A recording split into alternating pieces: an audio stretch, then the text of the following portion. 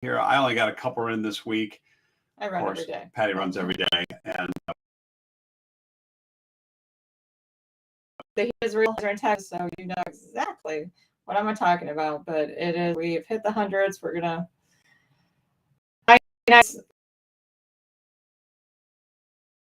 low hundreds is what it's going to be now. Like I know you guys are, and being smart about that training. That's the key to being able to still be able to train, still be able to run safely outside without succumbing to that heat exhaustion or anything god awful like that. yeah, and it's okay to run inside on the treadmill. I know a lot of us look at it as the dreadmill, but at the end of the day, you got to think about safety, right? And if it's just too hot out there, it's not worth the risk. Yeah, I now embrace it, and I am grateful for the treadmill. I am grateful that there's one, in the house that I can, I still prefer to run outside, of course, even with it being hot. But when it's not safe, we can't, oh, we're just going to push through. We're runners. That's what we do. We struggle. That's what it's all about. You have to be safe about it and be smart about it, which I know you, like I said, I know you guys are doing. You guys are still doing some races here. So we're wishing everyone that is racing. I know Nikki is, and Sue doing the Triple Crown that they do every year. Some awesome, races that are still happening. Now they're up north. So that's a little bit cooler, yeah. Why races are still happening. For most of us down south, we're pretty much done with it, but you're probably entering into where you are, having to start training for a fall race.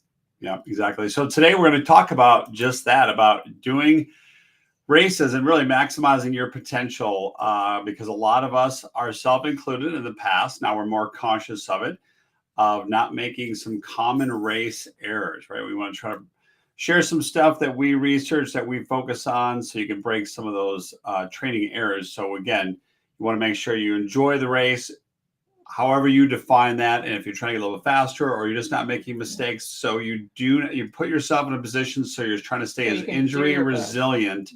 And do your best. And do your best, right? So as we share each and every week, this is not medical advice. We're sharing you stuff that we research. We're encouraging you guys to do your own research. We're sharing what we practice and what we do, so you guys can use that to think for yourselves. Challenge us. We love it. If you say, no, I disagree, that's okay. But we want to at least put information out there for you guys to think. And we want to be dedicated to reaching our fitness goals, as that's what we're doing. And we know you guys are as well. Absolutely. You guys are too. So last week we talked real quick about don't fear the sun. It's that time of year. Obviously use common sense, but there are benefits such as vitamin D. You get your circadian rhythm built up. Got to be careful of the sunscreens. There are things you must avoid because that stuff gets into your blood actually. And those are the terms which I'm not going to say here. One of them is chemicals, basically. Yeah, the chemical sunscreens have a lot of ingredients that the FDA said basically none of them are safe. They need to do more research is what they said, but they can't say they're safe. Other countries have banned them. Certain areas, Hawaii's have banned them because it's killing the reef. So this is stuff that you're slathering on your whole entire body, that's being absorbed, and we know is showing up in the blood weeks later. With just one application can do that. So make sure the mineral ones are not as easy to put on. They're more of a pain, but they're safer. They are. Yeah, those are the only two that they said were safe. Right. So then we talked about some tips about how to be safe. And then obviously the critical thing is, we're going to keep talking more about this, is you just got to watch out for anything with seed oils. And shockingly, a lot of those sunscreens you're buying off the shelf have seed oils in them, which is getting into your blood, which is going to cascade into a whole bunch of other issues, as we've discussed. A lot of it's sunflower oil. So look for those on your mineral sunscreens too. So yeah, and we talked about some do's and don'ts for your skincare. Again, stuff that we research. So today we're going to talk about, again, maximizing your race potential. I think we've all had races where we've trained, we've gone through a long block of training. You've completed all the workouts, you've done all that stuff, and then still on race day, you just couldn't make it happen. So there's some reasons why. One of the biggest reasons is not doing critical specific race workouts for a certain block of your training. It's the end block, 4 to 8 weeks, before your race, so you can get these specific adaptations that are going to, you need to be training for your race, not just by the miles, but the specific demands of that race. And these race specific workouts are what going to allow you to kind of mimic those race day demands. So the more you can do that, and the more you can have that honed in, the better chance you are of being able to facilitate that on actual race day. Again, it's common sense. You're building up, and you're doing it the right way, so you can actually, on race day, depends on how you define it, you can actually perform at what your goal is, right? So we're going to talk about some stuff again for each type of race. So whether it's a 5K, 10K, or a half or full. So here are some tips. Now, again, these are shorter races. These are common with the 5K and the 10K. You can, you're going to do in your race specific block. Like I said, you have a base building and endurance, and then or speed endurance, and then you have your race specific block at the end. This is going to give you. You need to. These are the workouts that are going to mimic your actual how you're going to perform in your race. So it's going to build the demand that you're going to need to run that fast for that long. So they're usually the length of the race because they're shorter distances. Those are hard things. Now it's probably 4 to 6 weeks that you'll be doing this. You're going to probably have to start out with something where your recovery, it needs to be all active, but it's going to be a little bit longer. So a common thing people would start out would be like the 12 to the 400, that's a quarter mile at your race pace. You don't need to go any faster, whatever your race pace to be. And then having that longer, but jogging recovery, it's still active recovery. And then each week kind of progressing. And then by the end, you're able to do that 3 times 1 mile with a shorter recovery at your race pace because you've built up to that. So those are things. And same with the 10K. That's going to be a little bit longer, the longer distance. You can, you either change the recovery time or you change the interval time. Those are the 2 levers that you can do on these workouts. But make sure they're going in the directions where you're going a little bit longer with less recovery. That your ability to recover, active recovery, like that jogging recovery, and getting back to being able to go back right into a workout, that is your level of fitness. That gets your and that's going to build you up, right? Yeah, it's going to keep building and building. So those are some suggestions there for the 5 and the 10K. Mm-hmm. But those are really popular. The 3 times 1 mile. That gives you your 5K. The 2 times or the 3 times 2 miles. That gives you your 10K. And you can kind of the half and the marathon, or you're not going to do quite those because those are longer distances. But you do similar workouts that are like that. But that 3 times 3 miles, if you haven't done one of those workouts, you're going to do, a half mile jogging recovery, but those are really hard. Those are going to really start to make you feel and let you know if you've picked the right time that you can actually achieve. A lot of times we're like, I want to run a 3-hour marathon, but I'm in nowhere in any condition to, but I could find a training plan that'll do that.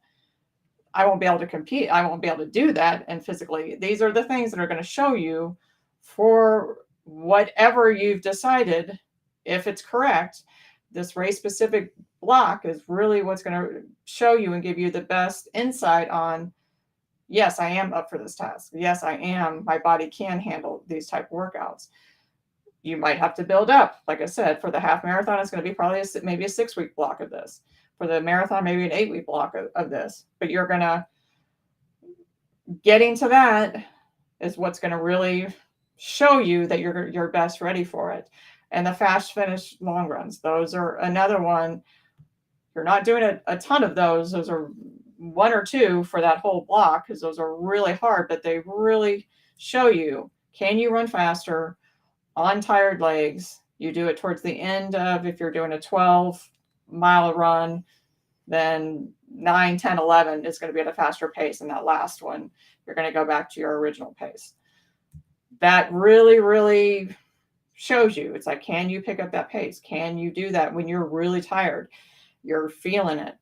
That's going to show if you can run faster for that whole distance. And that's usually what our goal is. So those are, like I said, examples. And then the marathon, you're not going to do 10 times 12 miles. That would not, that would be way too much. Yeah, that would be too much. So, but 2 times 6 miles at a little bit faster than marathon pace, because you're not being able to extend that distance out as much, is going to mimic that longer, running faster on tired legs with that active. It's all active recovery. That's the key to that. Yeah, that's the key what's going to thing. build your fitness the fastest, and that's the biggest test of your fitness, is being able to have that active recovery. If you are, whatever you have set for your recovery time, if you cannot recover in that time, then you're going to have to adjust your paces for that. Right, and you're just going to be building each time you do that. You don't want to lengthen your recovery time, because that's not going to get you the adaptation for that pace. You're going to have to. So you have to be willing to look at the truth of what you're actually able to accomplish. And if you can make these things happen, and the fast finish is the same with one of your longer distances, 16 or 18 mile one, 3 miles of that is going to be right towards the end. Give yourself 1 mile to kind of go back, but on tired legs, being able to do that fast, that faster running is really going to give you and two, it's going to give you the confidence that you need. Because if you can do that and do that well, it's going to be hard. Don't kid yourself. Those are really hard workouts to do, but you'll be able to make it happen on race day if you can do that. Yeah. So the other common mistake, and this applies to so many things in life, right? And we're just as guilty of this, but when we're conscious of it, we do better, obviously, is not following the 80-20 rule, right? So that's the Pareto principle. 20% of your efforts are going to give you 80% of the results, right? And so if you don't follow this with your running plan, you're going to get impacted when it comes to race days. So you're not doing enough true easy miles. Yeah, and I've talked about that. Everyone's talking about this. Everyone's finally realizing you can't run hard all the time. And I think so many runners do that and gets them in trouble. And that's why we have so many injuries. We have so many problems. Everyone thinks that running is so bad for you because you're just critically not doing that. Research has shown, tons of research is now out there that 80% of your running needs to be easy. And that's still a concept that a lot of runners just can't wrap their head around, especially the really fast runners. But if you look at elite runners, they 100% are doing that. You know, so if it's good enough for them to do, then it's good enough for, we're having a little ruckus down there. You know, we should be willing to accept this. And we've gone over numerous times how to see if your easy run is easy. I've told you now with the weather, your easy runs are going to be even slower. You cannot be locked into a pace. It has to be an effort. Go by your heart rate. If that effort is not easy, you're going to shoot yourself in the foot, as they say. So you wind up doing that 50-50 where you're too much in the gray zone. It's too hard. You're going too hard. So you're not getting that adaptation that you need. That's going to give you the ability to run any of those distances at those paces. So this goes back to what we just talked about, those different training plans with the level of race, right? So if you're not developing your aerobic capacity, you're not following the 80-20. It really, truly comes down to that. Yeah, because it doesn't matter. It's like, it doesn't matter how fast your car can go. If you don't have a big enough engine to support how fast you want to go, it's not gonna work. So 0 miles, even though keep going. Okay. Even though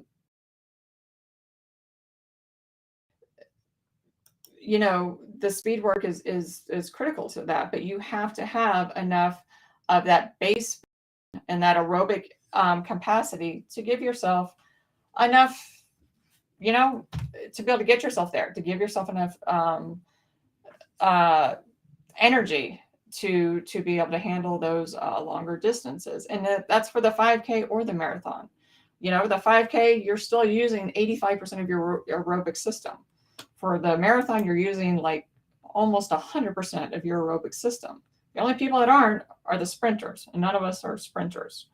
So those easy miles are what develop get you more capillaries, get you more mitochondria, get you more ability to facilitate oxygen to your muscles that you need for energy. So if you don't have this base level, so some people jump into it, their base phase is not long enough. They don't do a base phase after a big race that they've had. They don't go back to that.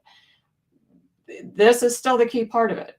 If you don't have this, you're not going to get it. If you're not running enough easy miles, and we're talking 80% of it, easy miles, so you can build up that gigantic aerobic base so your body can still deliver that amount of oxygen that you're going to need for most of the race.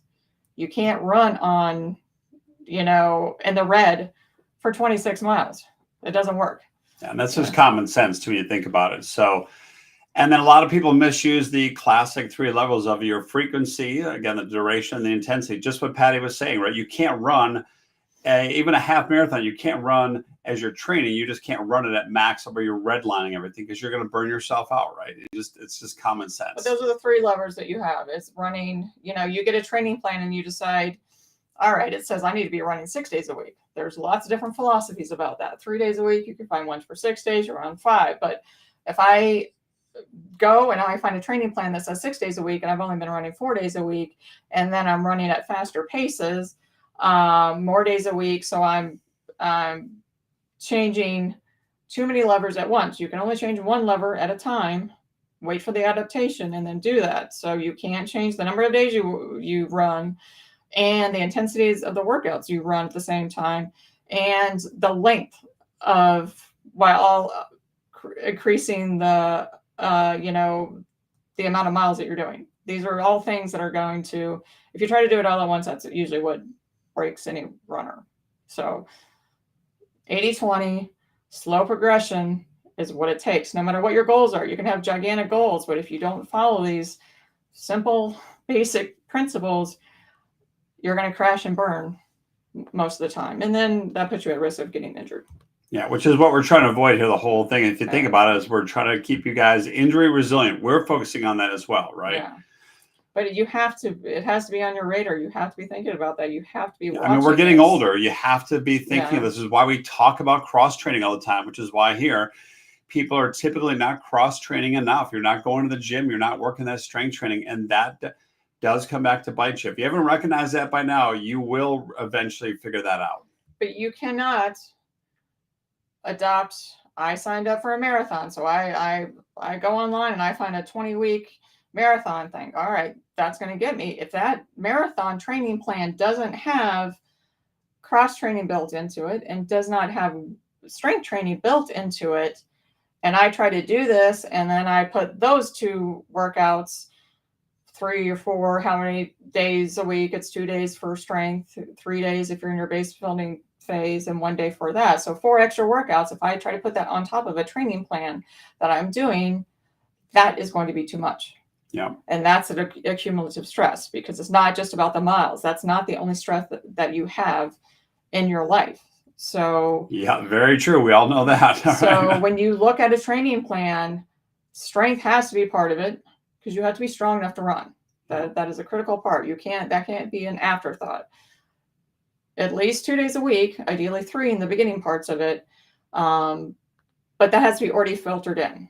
And if it's not, you're going to have to take something out of that training plan. And I know, and that could be either a day of running, it could be miles, it could be intensity workout, whatever it is, you have to take something away to put that in. And that's what people aren't usually willing to do, because they're just so focused on the miles are the only thing that count. And that's not true. You have to be strong enough to run. Running is a high impact sport that you need to be strong enough to do. So that is a critical area. You're not keeping your hard days hard. If you're going to do a strenuous leg workout, I know it sounds really hard to do that on a day that you're doing your speed workout or your long run, but that's to keep that 80-20 rule, and you have to keep your hard days hard. So at least for a leg workout, or you're doing a lot of people that want to get faster, you have to add some plyometrics into it. You have to add some jumping. You have to add some power and strength into that. That needs to be done, at least for your lower body, on one of your harder days. It's just, you can't do it on your rest It's day. just the reality of it. You're going to have to accept it. You have to start doing strength training in that aspect. But it needs to be put in the right place. It doesn't. And Yeah, it exactly. and it needs to be built in already to your training plan. So, and then, like I said, you're not running in a vacuum. You still have family, you still have commitments, you still have jobs, you still have all things that are, remember, when we break or when something bad happens is because, for our tissues, it's too much load. It can handle a certain amount of whatever we do to it until it can't. So if you don't have that on your radar and stress, your body just sees stress as stress. Yeah. And that stress can affect your sleep or recovery. But not being aware of adding all this on that you need to add in recovery. You can only train as hard as you can recover. If you're not willing to add in extra of that and watch life stress, those projects that come out of nowhere, family member gets sick, knowing that that's going to be part of the cumulative stress that you really have to watch. You can't just barrel through and be like, I don't care. I signed up for that race. I've got this. I'm going to make all this happen, even though the house is burning down, in theory. Well, as runners, we tend to do that, right? And that's it's our greatness, but it's our weakness when it comes to injury prevention. Yeah. So make sure you're leaving time for recovery, and really, but now kind of tying this back together, you got to make sure you have a purpose. Why are you doing this in the first place? We've talked about this well in the past numerous times. Why are you doing it in the first place? What is the real reason you're doing it, right? But you need to approach it as every one of your workouts and every one of your runs needs to have a purpose. When you listen to any of the elites or you listen to any of the professional runners, everything they do is with purpose and has a purpose. There are no such thing as junk miles. The only junk miles are you have a easy run that you've run at a harder pace. That has not allowed you the adaptation that you needed for that purpose of that rate, for that run. So every one of your workouts needs to, this is an easy day. This is an easy run I need to check the weather and see if the heat index says it's 95. I'm going to have to adjust my expectations of what my easy run is going to look like. And I'm not going to care what my pace is because I'm going to go for my effort. You have to be willing to make sure that your run is serving the purpose that it's doing. The intensities that you need for your race-specific workouts, what your long run needs to look like. All of those things need to be, you cannot be going through the motions and just checking off the workouts or checking off the miles. That's not going to give you the adaptations that you want. Yeah, and that's human nature, is to kind of, you see it on a plan, you put it on a piece of paper or online, and you just check it off the box. You check it off, go, phew, okay, I got it done. But you got to tie it back to the purpose, right? Common sense, but it's good to be reminded of this, right? Yeah, and generic training plans, there's tons of them. But you can't pick a plan that is so far out of your scope. You can find them, but like I said, if I picked a 3-hour marathon training plan and looked at it and even tried to attempt that, it's not close enough to what my fitness level is. And I would crash and burn so fast, be demoralized, be really upset. But a lot of generic plans aren't fit to what your level is and what your fitness level is, because they can't. They're doing it a generic thing. A lot of them don't add in race specific things. They kind of have these workouts for whether you're doing a marathon, whether you're doing a 5K, when they're not the best one that's going to get you ready for your specific race. So if you're going to use those, I know that's the only thing that some people can, you're going to have to be willing to curtail that to you. You're going to need to know what your baseline fitness is. The easiest way is to run a race and find out. If you just recently run a race, they have calculators that can say, if you did a 4-hour marathon, what your pace would be for these other distances. And that gives you a guide to be like, then you can follow something that's a little bit above that and be close to that. You can only improve, especially if you've been running for a long time, 2 to 3%, during a training cycle. So you can't improve 10%. You can't. Beginners have a little bit more leeway because they haven't done this before. So their bodies adapt a lot more.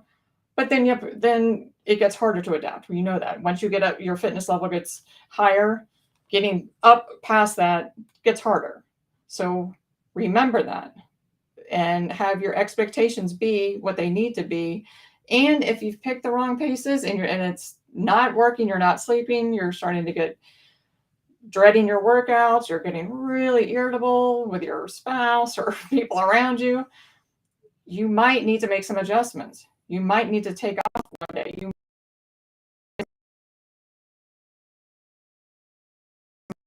have to be flexible. Yeah, and that it's like that in life too. You just have to realize to stop every once in a while, whatever day that is or time, just to kind of recalibrate where you're at, right? Because you need to, because you want to stay injury resilient. That's the bottom line here, right? And keeping that journal, Yeah, making those it's true. notes. I know it's extra time. It's more things I have to do.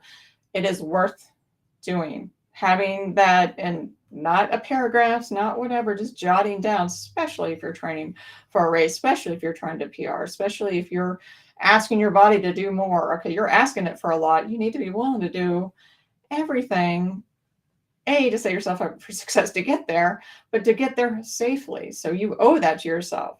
Make those notes. How are those workouts looking? You can check back if you look back and you're like, oh, that week didn't go so well. Oh, gee, I had some crazy thing happen with a spouse or my job or something. You're like, oh, all right, I need to be a little more attuned to that. The other stress is going to affect my training. You cannot, just because you paid for it, just because you want it that bad, it's still not in a vacuum. It still not happens outside of your life.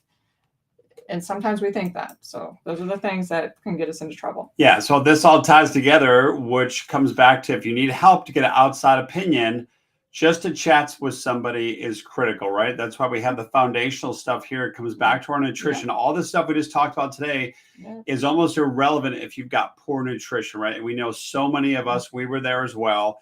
When it's tough to get started. It's just, you can't get over that hump. You can't get over that hump. But we talk to so many people who are in that phase, or just right there.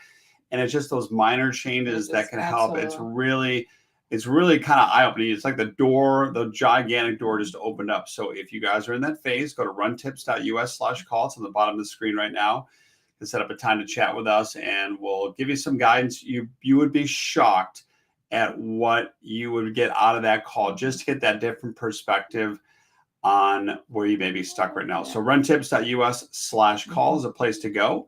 Remember, small hinges open big doors. Very much so. So with that, we're going to go ahead and end today. You guys have a great weekend. Happy Saturday, everyone. And have an awesome day. Chat again later.